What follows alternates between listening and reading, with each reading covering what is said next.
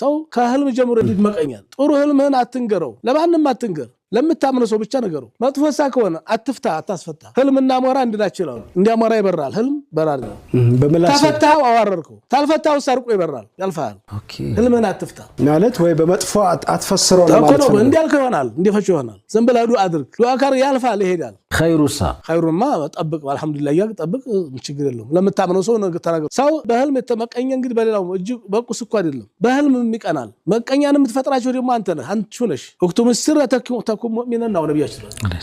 እንኳን ሚስጥርን እንኳን አጃን ህልምህን አትንገር ብለዋል ለማንም አትዝራው ምቀኛ ትፈጥራለህ ሰው በተፈጥሮ የምቀኝነት ችግር አለበት ያንን ላገባ ነው ያችን ላገባት ነው ይሄኛው ልገዛው ነው ያንን እንዲህ ላረጋው ነው አትበል ጉራት ቸርች ነው ለዚህ እኮ ነው ዝም ብለህ ስራህን